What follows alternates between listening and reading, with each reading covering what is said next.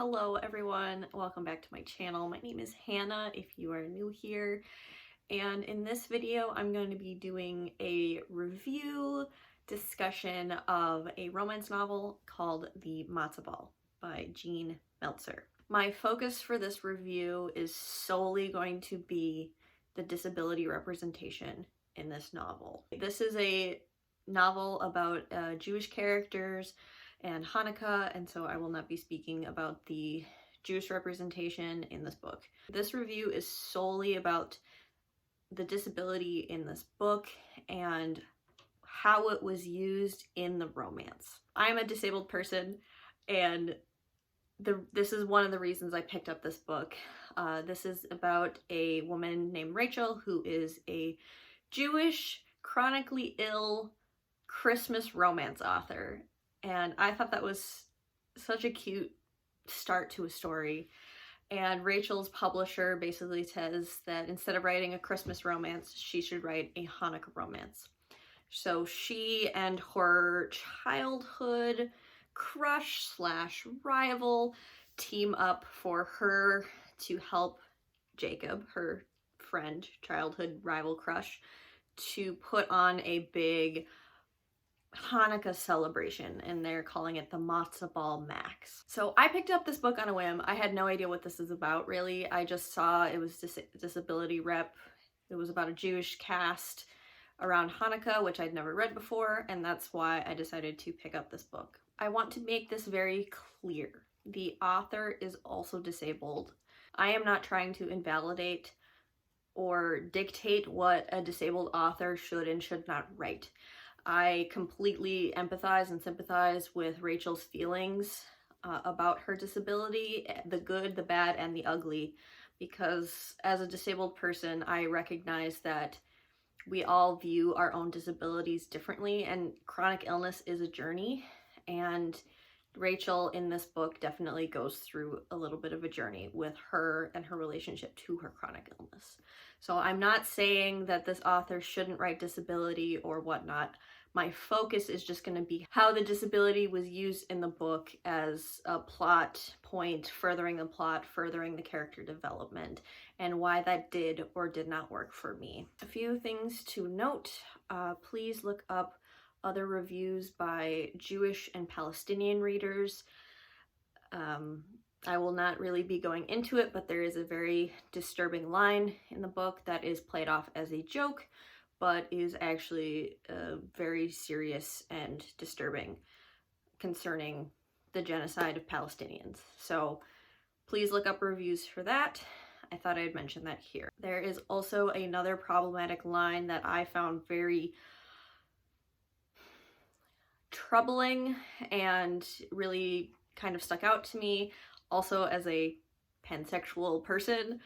The main character, Rachel, compares telling the truth to her parents about her career. She doesn't want to tell them about her romance writing, especially because it has to do with Christmas and she's Jewish.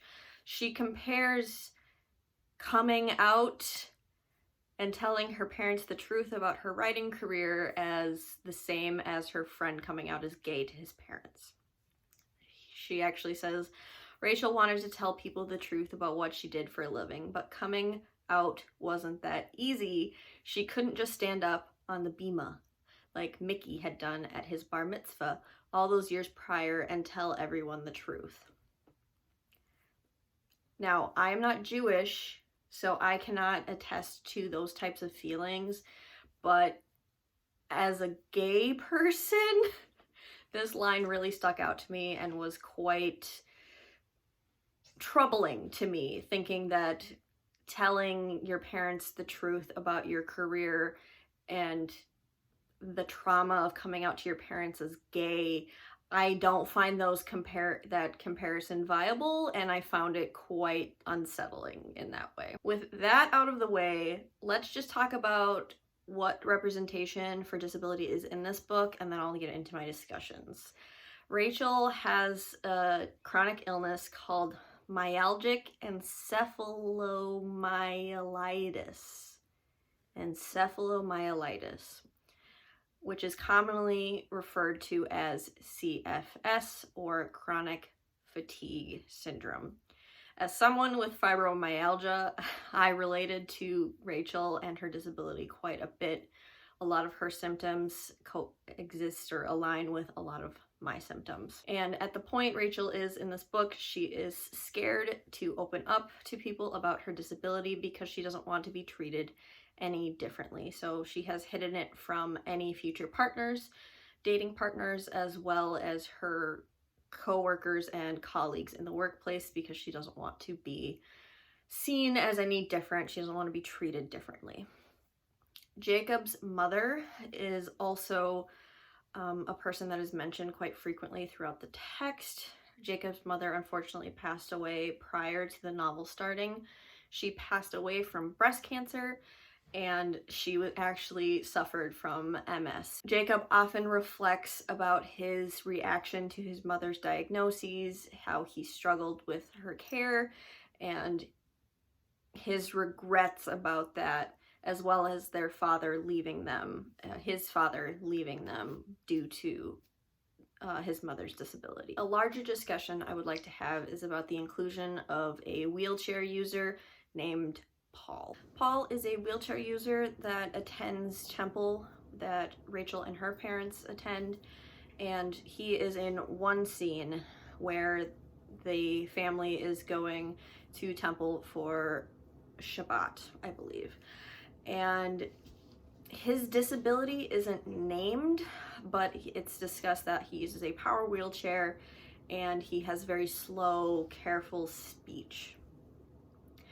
In my opinion, I do think Paul was treated with respect in the text. The way the author describes him and the way that the other characters interact with Paul, I think was done with respect. Rachel thinks of Paul as a friend, and she often kind of muses about the differences and similarities between the two of them.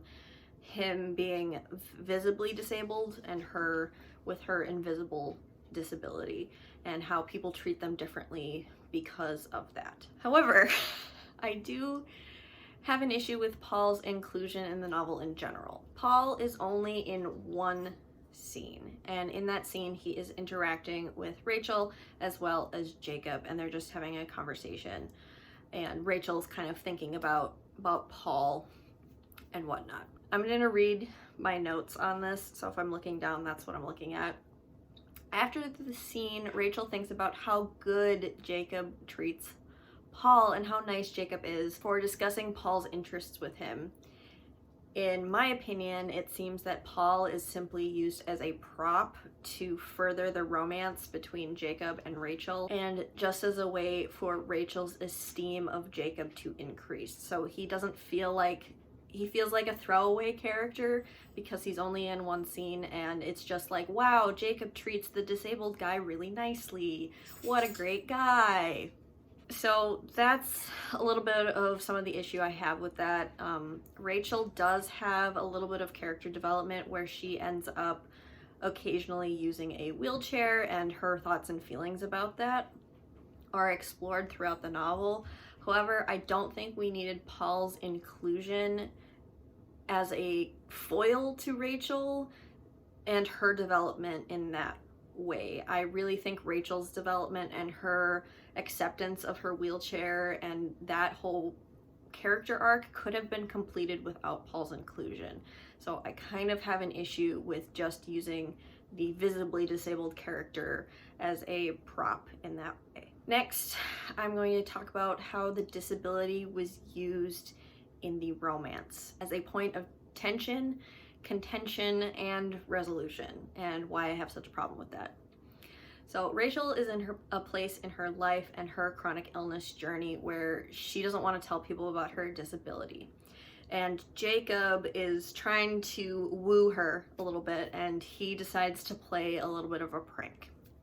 So he has Rachel dress up in a silly costume as part of her volunteer efforts for the Matzah ball Max, right?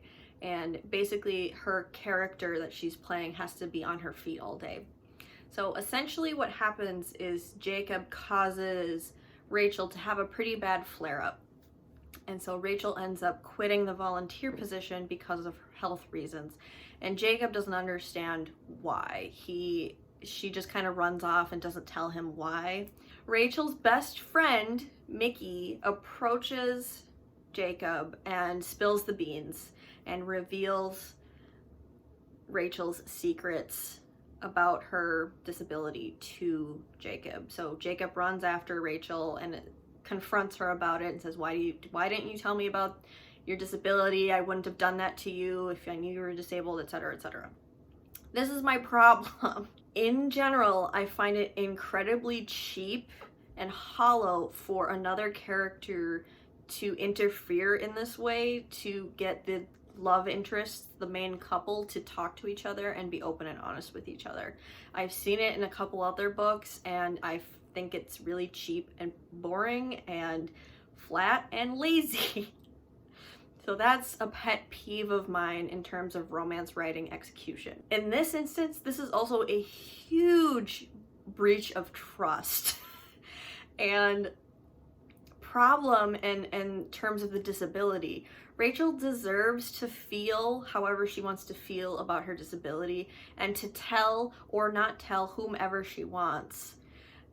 And her best friend breaks that trust and tells someone that she didn't want to know about it. This breach of confidence is completely out of line, in my opinion, and it is brushed aside fairly quickly. She does confront her friend about it, but they move past it very quickly. After this whole debacle, and Jacob learns about Rachel's disability, Jacob decides to start doing some romantic gestures to try and woo her.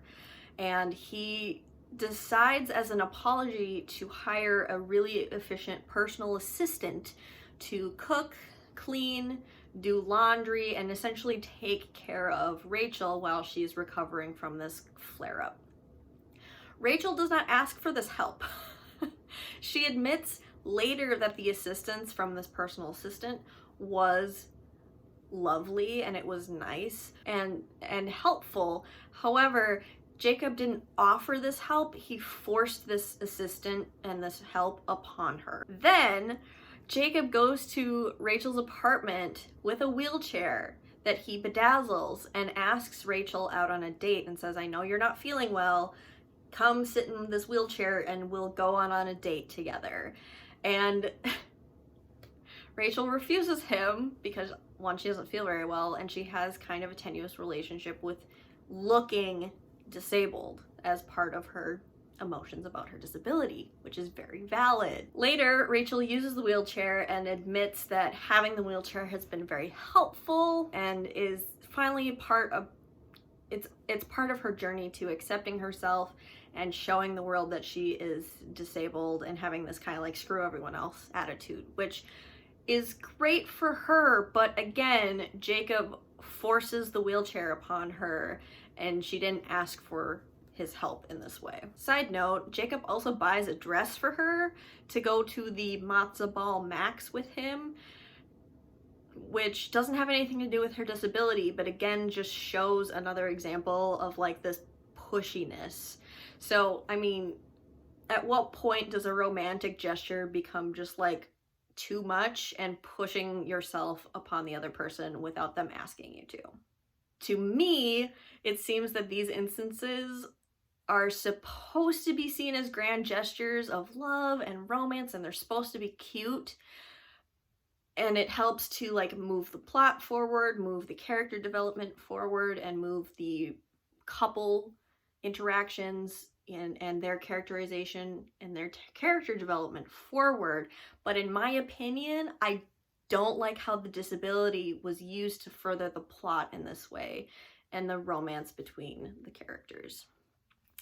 It didn't feel cute to me. So overall, I just have a preference where I don't like books, romance books specifically, that use the disability of the character as a plot device to cause tension and or reconciliation for the characters. I have read several romance novels with disabled main characters. Two examples are Get a Life, Chloe Brown by Talia Hibbert and Baking Me Crazy by Carla Sorensen, where disability is an element of the story where one of the characters is disabled. However, it is not used as something that is getting between the characters or bringing the couple together in any way. It's kind of a solo character journey or part of the solo character. This romance, the matzo ball, didn't work for me, and while I related a lot to the emotions Rachel was going through with her disability, the use of the disability in the romance is what ultimately failed for me and made me not like this book. I am giving this book 1.5 stars, like a 1 star, because, you know, outside of the disability, which obviously I had a lot of problems and personal preferences against, the other problematic elements I talked about do weigh in slightly on my overall thoughts and feelings about this book. On a positive note, I did think that the Hanukkah and the Jewish elements, in my opinion, were what made this book kind of fun to read, but I can't look past my issues with the disability and how it was used in this book. Those are all my thoughts and feelings on The Matzo Ball by Jean Meltzer. What do you think about disability in books in this way? Do you have opinions about that? This is just what I think and my impressions, so I would love to hear all your thoughts and feelings in the comments down below, and thank you so much for watching. I will see you in another video very soon. Bye.